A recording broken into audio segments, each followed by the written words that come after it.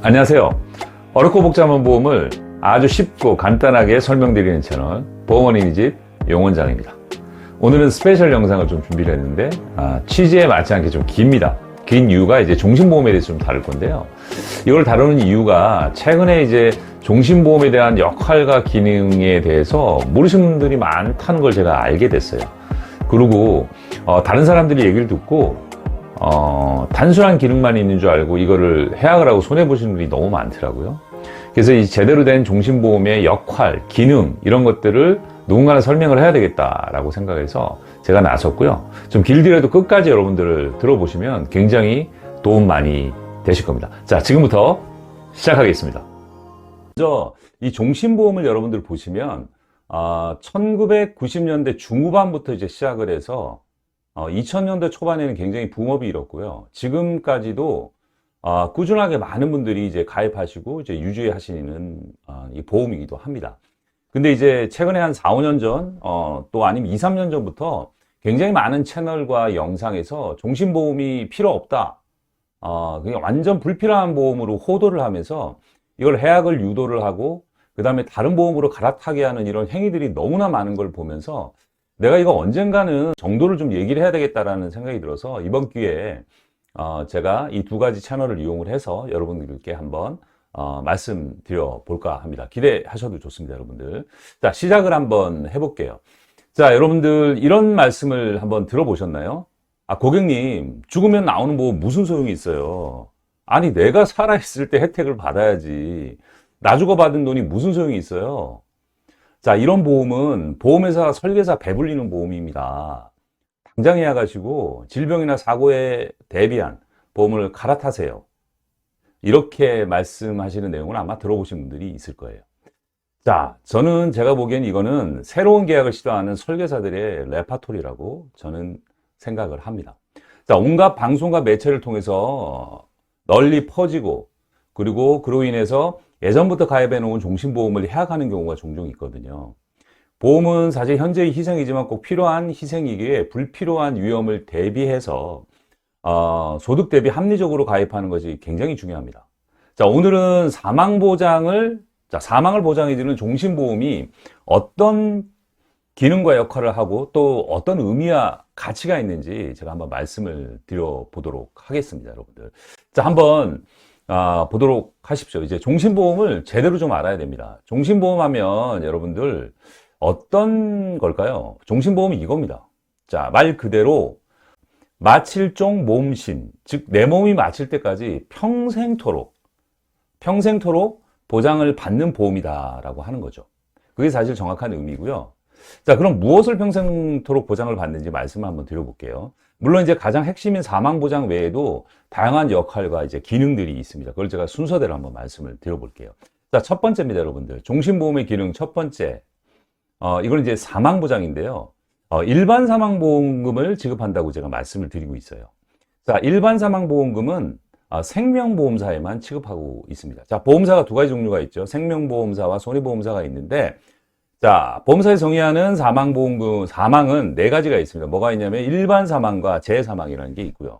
그 다음 이제 손해보험은 질병사망과 상해사망이 있는데, 여러분 잘 모르시겠지만 사망의 원인은 대략 90% 정도가 질병이라고 보시면 되고요. 이 재해나 상해는 한 6에서 7% 정도밖에 안 됩니다. 그러니까 사고를 얘기를 하는 거죠.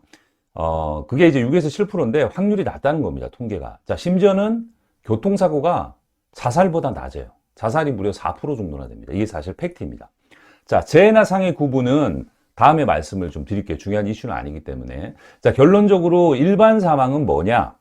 자, 종신보험에서 얘기하는 일반 사망은 이유를 묻지 않는다는 거예요. 이유 불문, 무슨 이유로든 어떤 원인이든지 간에 사망하면 지급하겠다는 가장 큰 범위 100%를 보장해주는 영역입니다. 자, 그래서 일반 사망은 생명보험사에만 지급하고 있고요. 종신보험은 이유를 묻지 않고 지급하는 가장 큰 범주의 사망이다라고 보시면 될 것 같아요.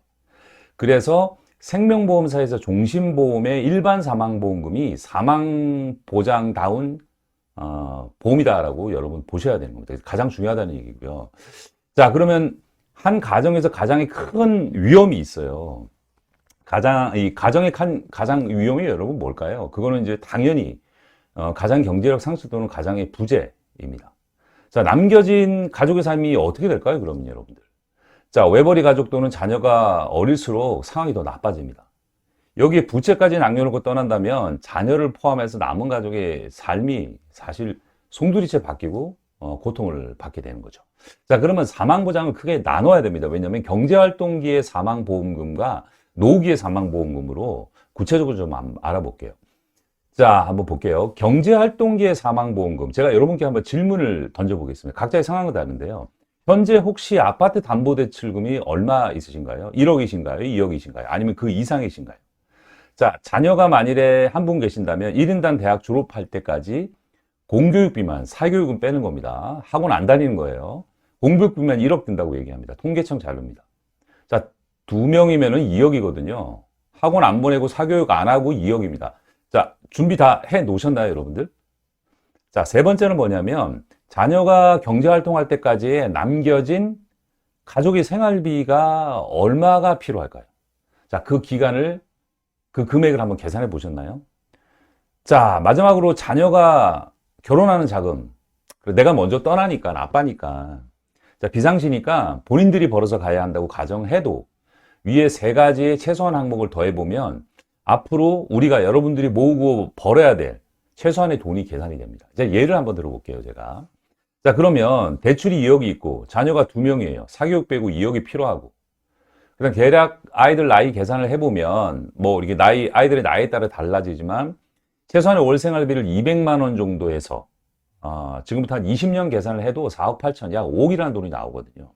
그럼 대출 상환자금, 아이들 최소한의 공교육 자금, 그다음에 남은 가족의 생활비를 합치면 한 9억 정도 나와요. 자, 이 9억이라는 게 모든 사람한테 적용되는 건 아닙니다. 어떤 분은 더 필요하신 분도 있고 어떤 분들은 좀 더 적을 수도 있죠. 자, 그런데 이 금액이 여러분 지금 준비되어 있으시냐고 여쭤보고 싶습니다. 혹시나 그럴 일이 벌어지면 안 되겠지만 이때 내가 혹시나 잘못되면 그 9억이라는 돈 누가 대신해 줄 분 있으신가요? 네. 저도 한참 2000년도 초반에 그 돈을 대신해 줄 분이 없기 때문에 제가 종신보험을 가입했던 거죠. 자, 그러면 이렇게 말씀하시는 분도 있어요. 이 집을 이제 파신다고요? 살고 계신 집은? 자, 그러면 팔아서 작은 집으로 옮기면 가족들은 어떤 마음일까요? 하여간 지금의 평범한 삶이 달라지고 어떻게 보면 심하면 삶이 이제 무너지는 거죠. 자, 그거를 바라는 사실은 엄마나 아빠는 아무도 없습니다. 자, 다음은 여러분들 노후기에 이제 사망보험금을 한번 볼 거예요. 이건 잘 생각을 안 하시는 것 같아요. 자, 보통의 경우는 남성이 여성보다 이제 나이도 많고 그리고 이제 남성이 통계적으로 4년에서 5년 평균 수명이 짧습니다. 자, 배우자와의 나이 차이를 감안을 하면 평균적으로 여성이 남성보다 한 10년을 오래 살게 되는 거죠. 그럼 내가 남긴 사망보험금은 이제 어떻게 쓰일까요, 여러분들? 자, 그러면 그거는 배우자의 생활자금으로 쓰이는 겁니다. 자, 지금까지 이제 사망보장 가장 중요한 기능에 대해서 말씀드렸는데요. 요거 말고 굉장히 다양한 기능들이 있어요. 자, 지금부터 제가 하나씩 말씀을 드려보겠습니다. 자, 종신보험은 두 번째로 어떤 보장을 해주냐면 고도장애를 이제 보장해 주는 겁니다. 고도장애란 뭐냐면, 자, 기억하세요. 아까 일반 사망보험금은 뭐라 그랬죠? 질병이나 재해를 가리지 않고 원인을 묻지 않는다 그랬어요. 자, 이때 질병이든 사고든 가리지 않고 80% 이상의 장애 상태가 됐을 때 이 고도장애라고 얘기합니다. 그때 사망하지 않아도 사망보험금을 내가 받는 거예요. 이게 전액이 지급이 되는 거죠. 자, 예를 한번 들어드릴게요. 예를 들어드리면 예를 들어서 가수 강원래 씨가 이제 사고로 하반신 마비가 됐잖아요. 그런 경우 이제 80% 이상의 장애 상태가 되고요. 개그맨 이동우 씨가 이제 두 눈이 실명이 되셨지만 고도장애 상태가 된 겁니다. 사망하지 않아도 그런 상태가 됐을 때 사망보험금이 지급된다는 거죠. 그게 이제 종신보험의 두 번째 기능이죠. 자, 그런데 그런 사례들이 되게 많습니다. 사실은 주변에 의식불명 상태로 장기로 누워 있거나 이런 무수히 심각한 사람들이 많거든요. 이때 사망하지 않아도 사망보험금이 지급되는 거. 여기서 핵심은 여러분들 원인을 묻지 않는다는 거예요. 자, 보험사마다 여러분들 보시면 특정한 원인이 있어야지 보험금을 지급하는 게 대부분이거든요. 원인이 알 수 없다라고 이렇게 나와버리면 이게 지급을 안 하는 경우가 많아요. 근데 종신보험의 일반 사망보험금은 결과만 본다는 거예요. 그래서 다르다는 거예요, 여러분들. 그래서 손해보험의 질병 사망과 상해 사망하고 비교를 하시면 안 됩니다. 그거보다 훨씬 더 큰 범주액이다라고 여러분들이 알고 계시면 좋습니다. 자, 그런데 이제 10년 전부터 보험사마다 이 종신보험의 주계약에서 이 고도장애 기능을 따로 떼서 고도장애 특약을 따로 만들어 놨고요. 요즘 가입하려면 보험료를 더 내시고 고도장애 특약을 따로 가입하셔야 된다. 요건 알고 계시면 됩니다. 자, 그 다음에 이제 이게 어떤 역할을 하는지 한번 볼게요. 사실 가만 보면 사망이 가장 위험한 거지만 내가 만일에 고도장애가 상태가 됐을 때 이건 사망보다 더 심각한 거죠. 왜냐하면 내가 가장으로서 역할도 못하고 그 다음에 또 뭐가 있죠?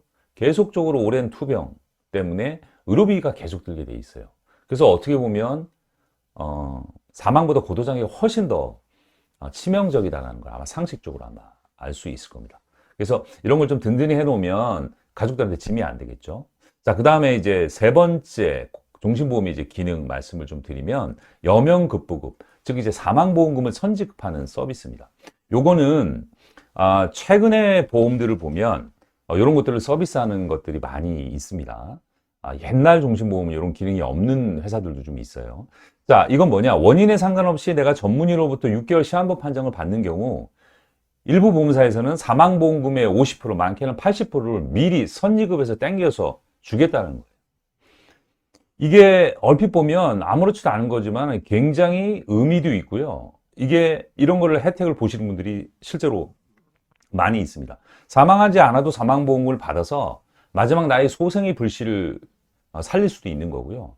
또 삶을 마무리하기 위해서는 여러 가지 돈이 들기 때문에 유용한 기능 중에 이제 하나입니다. 자, 실제로 2004년도에 고객분 중에 췌장암 말기 판정을 받아요. 그래서 이분이 한국에서 가망 없다고 판정을 받지만 4억 중에 50%는 2억을 받아서 일본 가서 수술하셔가지고 지금까지 생존하고 계십니다. 굉장히 의미가 있죠.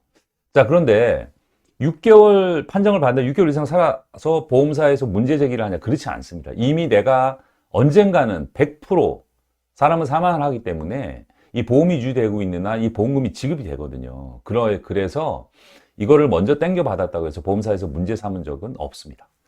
자, 이렇게 보면 어떻게 보면 이제 우리 인간의 삶을 존엄하게 마무리할 수 있도록 도와주는 이게 아주 중요한 종신보험의 기능이라고 이제 보시면 될 것 같고요.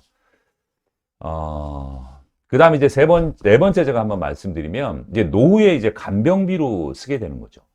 자, 이거는 이제 좀 안타깝지만 일부 보험사에서만 가능한 서비스입니다. 자, 납입이 완료됐어요. 60세 이상의 경우인데요.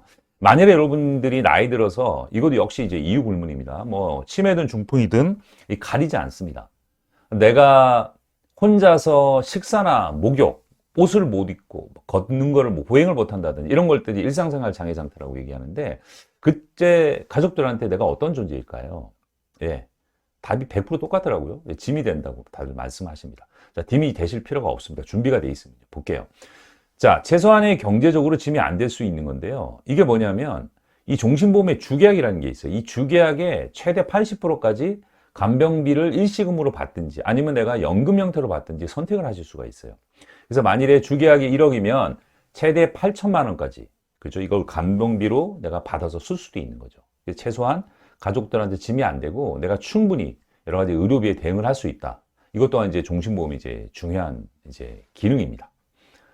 자, 이것도 말씀드렸다시피 이거는 감은 안 오죠. 인생을 쭉 오래 사신 분들 얘기 들어보면 일단은 나이가 들고 아이들도 다 크면은 뭐죠? 자녀들도 일단은 자식들한테 짐이 안 되려고 하는 게 부모의 마음 아닌가요? 이때 이런 종신보험이 주계약이 든든히 계신 분들은 마음이 좀 놓이죠. 최소한 이 베이스 이게 1억이 됐든 2억이 이 베이스가 깔려 있기 때문에 내가 어떤 형태가 이유 불문이라 그랬으니까 꼭 치매가 아니더라도 이런 일상생활 장세 서브를 받아야 되는 상태가 왔을 때 자식들한테 짐이 안 될 수도 있다. 이런 이제 역할을 할 수 있다라고 이제 말씀드릴 수가 있습니다. 자, 그 다음에 이제 한번 볼게요, 여러분들. 다음은 이제 사망보험 말고요. 이제 매월 차곡차곡 쌓이는 해약환급금이 있잖아요, 종신보험. 없어지는 돈이 아니라. 종신보험은 주계약은 해약환급금이 그게 뭐 금리의 연동을 하든 뭐 변액이든 쌓이게 됩니다. 특히 이제 고정금리형은 어느 시점이 넘으면 내가 낸 보험료를 100% 이상 언제 시점에 얼마라는 게 딱 가입 당시에 명시가 되잖아요. 자, 그래서 그런 환급금을 이용한 여러 가지 유용한 기능들에 대해서 말씀을 한번 드려볼게요. 자, 그게 뭐냐면 이제 급전이 필요할 때 약관 대출 또는 인출을 통해서 자금을 융통할 수 있습니다. 약관 대출만 되는 상품도 있지만 중도 인출이 또 되는 상품도 있어요. 여러분들 아시는 내용입니다. 자, 해약 환급금은 없어지는 돈이 아니죠. 매월 내가 낸 중에 일정 금액이 계속 쌓이고 있고 나의 이제 소중한 자산입니다. 자, 급전이 필요할 때 적금이나 펀드를 깰 필요도 없어요. 지인한테 빌려달라고 아쉬운 소리도 할 필요 없고요. 약간의 이자를 지불하고 약관 대출을 받으면 되는 거죠. 아까 말씀드렸듯이 어떤 보험 상품은 유니버설 기능들이 있어 중독 인출로 이제 급전으로 이제 사용하셔도 되는 거죠. 자, 다음은 여섯 번째인데 내가 어느 시점에 좀 가서 이제 아이들도 다 컸고 야, 이거 괜히 가입했네? 라는 생각이 드실 수가 있어요. 그게 아닙니다. 차곡차곡 제가 해약환급금이 쌓인다 그랬잖아요. 주계약들이. 자, 그러면 사망보장을 지금부터 이제 중단하고 내가 연금으로 전해서 평생 연금으로 받겠다라고 하시면 그렇게 이제 시행을 하시면 되는 거죠. 자, 이거는 대부분 납입이 일단은 10년 정도가 지나야 되고요. 45세 이후에 연금 전환을 할 수 있는 상품들이 많죠.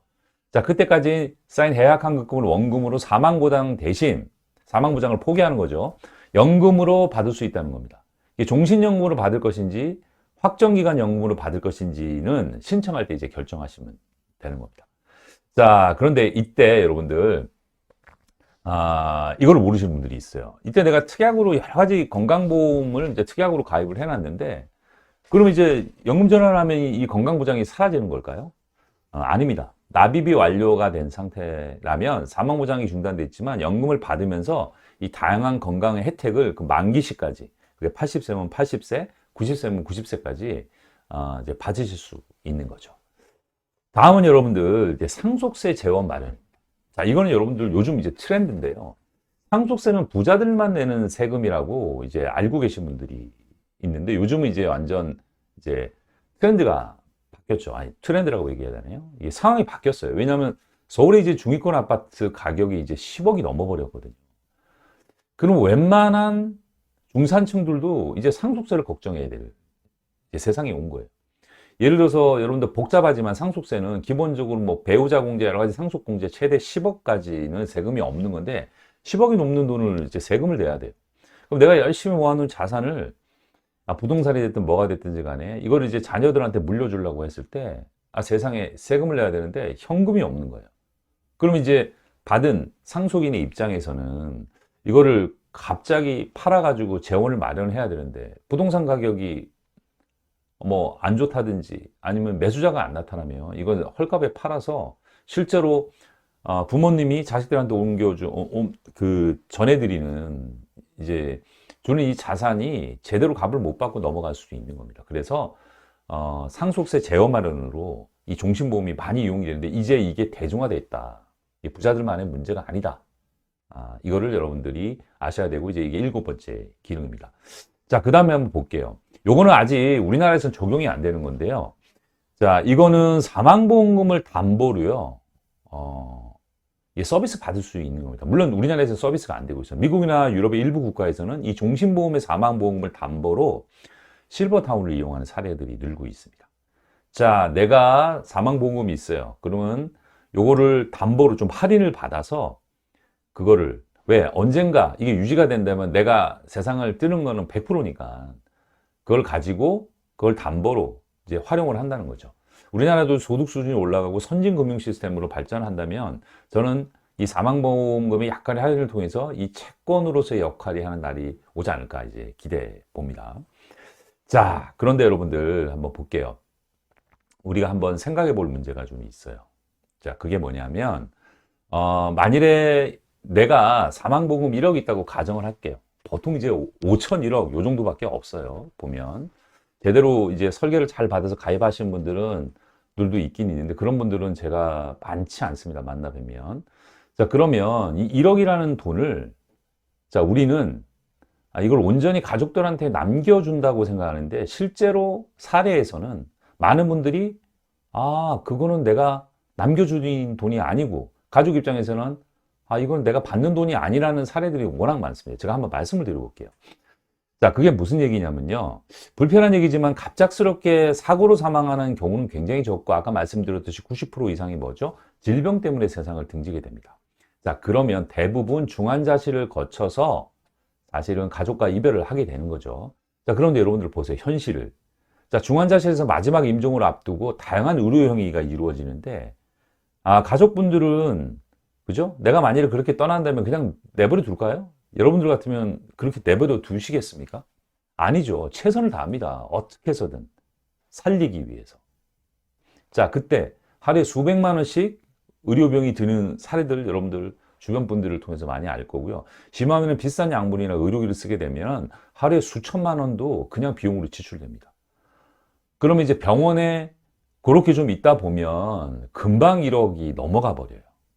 자, 그러면 1억이라는 사망보험이 가족들에게 남겨주는 돈일까요, 여러분들?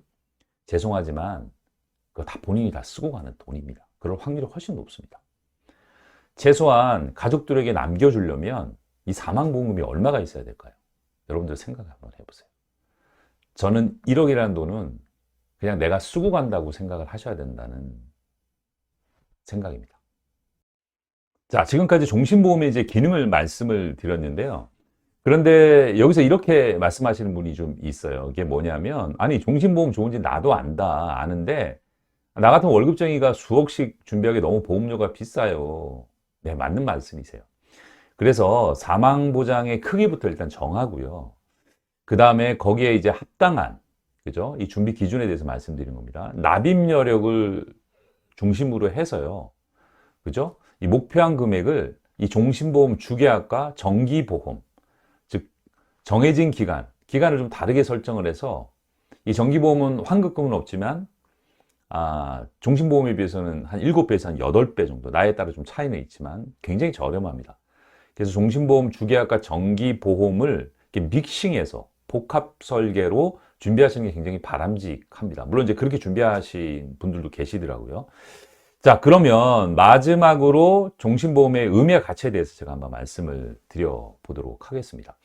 제가 한 15년 전에 대기업 과장님을 상담한 적이 있었어요. 그분은 이제 명문대 통계학과를 나왔고, 그 다음에 결혼하고 부인과 이제 귀여운 딸을 키우고 있는 가장이기도 합니다.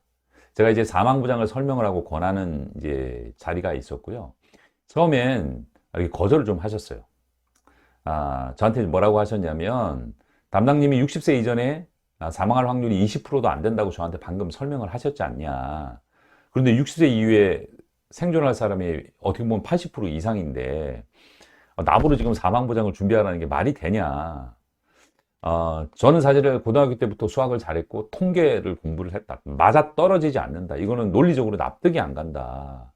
이 20%도 안 되는 확률에 나보고 배팅을 하는 얘기예요. 저는 도저히 못하겠다라고 말씀을 하시는 거예요. 그래서 제가 이렇게 말씀을 드렸어요. 과장님, 저희 아들 민서가 이 노란색 동그란 이제 가방을 메고 유치원 갈 때 굉장히 귀엽다고 제가 말씀을 드렸다고. 그때가 가장 귀엽다고 말씀을 했더니 과장님도 그러시더라고요. 근데 과장님, 그런데 오늘 이제 기상예보에 비 올 확률이 20%라고 하면 저는 이 민서 가방 안에 조그마한 이제 우산 하나 챙겨드리고 싶은데 과장님 좀 어떠세요? 그러니까는 본인도 챙겨주고 싶다고 그러시더라고요. 근데 제가 이렇게 얘기했어요. 과장님 좀 이상한데요? 아니, 비 안 올 확률이 80%나 되는데 왜 따님 가방에 이 우산을 넣어주세요? 그 과장님 하시는 말씀이 그야 뭐 제 딸이니까요 라고 말씀하시는 거예요. 제가 이렇게 얘기해요. 맞습니다. 내 딸이고 이 세상에서 가장 소중한 존재이기 때문에 확률과 통계가 중요한 게 아니지 않습니까? 과장님, 사망보장도 마찬가지입니다. 숫자와 확률로 준비할 수 있는 문제는 저는 아니라고 봐요. 단 1%라의 위험이라도 있다면 나와 내 자녀, 내 가족을 지키기 위해서 준비하고 싶은 게 나의 마음이고 과장님 마음 아닌가요? 그래서 보험을 가족사랑의 시작이라고 합니다. 그러더니 과장님이 알겠다고 하면서 준비를 하셨던 경험이 저는 굉장히 많습니다. 자, 따지고 보면 여러분들, 암은 우리나라 국민의 3분의 1, 3명 중에 1명은 암에 걸린답니다. 또 질병이나 사고를 걸리시는 분도 있지만 또 안 걸리시는 분도 있어요. 근데 사망은 100%입니다. 누구나 100% 확률을 갖고 있죠. 다만 그 시기를 알 수 없다는 그 불확실성이 남아 있는 것도 사실입니다. 자, 정리하자면 여러분들, 종신보험은 뭘 보장해 주는 거냐. 자, 아까 말씀드린 대로 경제활동기에 또 노후기에 일반 사망을 이제 보장해 드리는 거고요. 두 번째는 80% 이상의 경제력을 상실했을 때, 장애상 들 때 고도장애를 보장해 주고, 그 다음에 시한부 판정이 받았을 때 여명급부금으로서 역할을 하고요. 그 다음에 60세 이후에 나이 들어서 주계약을 최대한 80%까지 쓸 수 있으면서 노후의 간병비로 자식에게 부담 안 되는 그런 기능을 할 수 있고요. 그 다음에 나아가서는 상속세 제어 마련을 통해서 상속인이 고유 재산의 역할을 또 하고 있고요. 또 제어 마련이라고 말씀드렸습니다. 다음은 이건 기대해야 되는 얘기지만 사망을 담보로 금융상품으로서 역할을 앞으로 미래에 좀 할 것이라고 기대를 하고요. 그 다음에 돈이 필요했을 때 약관대출이나 중도인출을 통해서 급전을 융통하는 역할을 또 하고요. 그 다음에 이제 이 환급금을 재원으로 다양한 형태의 연금으로 전환해서 노후 자금으로 보탬을 쓸 수 있습니다. 이 보라색으로 보이는 게 사망보장을 활용하는 거. 그 다음에 이 주황색, 노란색은 바로 환급금을 활용하는 겁니다. 이 8가지의 기능을 지금 현재 정확하게 7가지의 기능을 지금서부터 내 몸이 마칠 때까지 평생토록 보장해 주는 게 바로 종신보험입니다, 여러분들. 또 나의 가장 소중한 존재인 이 배우자와 자녀가 내가 없어도 지금의 삶을 유지할 수 있도록 준비해 주고 싶은 부모의 사랑이자 책임이기도 합니다. 누군가 지켜주고 싶은 마음, 그 마음을 담아서 준비하는 게 바로 여러분들 종신보험입니다. 종신보험을 판매하면서 그 기능과 의미를 제대로 전하지 못하는 영업인들을 보면 저는 너무 마음이 안타깝더라고요. 또 이제 종신보험을 마치 저축이나 투자 상품이라고 판매하는 경우는 사실은 경악을 금치 못하는 경우도 있어요. 보장을 하지만 저축의 기능이 있는 겁니다. 물론 저축의 기능을 좀 더 하는 것도 있지만 그거를 적금이나 투자 상품처럼 판매한다는 거는 저는 그거는 잘못된 겁니다. 건강보험과 실손보험도 당연히 필요하고 준비를 하셔야죠. 그런데 종신보험을 무조건 해약하고 다른 보험으로 갈아타라는 행위는 과연 누구를 위한 겁니까? 만일 여러분들이 너무 경제적으로 어려워서 종신보험을 해약하는 상황이 올 수도 있습니다. 그럴 때는 신중하고 또 신중하게 생각하시고요. 진짜 전문가의 도움을 받으셔야 됩니다. 금융교과서에서는 굉장히 어려운 상황이 왔을 때 뭔가를 해약하는, 해지하는 순서가 있습니다. 첫 번째 적금이나 이런 예금 이런 것부터 이제 하고, 그 다음에 이제 투자 상품, 주식을 포함한 펀드, 이런 수익률 같은 거, 이런 것들을 감안해서 정리하고, 맨 마지막에 정리하는 게 사실은 보장성 보험입니다. 왜? 개념이 제가 다르다고 말씀드렸고, 보장성 보험은 지켜주는 마지막 보험입니다. 적은 보험료로 큰 금액을 받는 이 보장성 보험이 맨 마지막에 정리해야 될 대상이라는 거, 여러분들 꼭 기억하시고 신중에 신중을 기하시고요. 이러한 종신보험의 중요한 기능 아마 처음 들어보시는 분들이 있습니다. 그래서 잘 유지하시고 그 다음에 잘 관리를 하셨으면 좋겠습니다. 여러분 도움이 많이 되셨나요? 감사합니다. 도움이 되셨다면 여러분들의 구독, 좋아요가 큰 힘이 됩니다. 항상 여러분들을 응원합니다.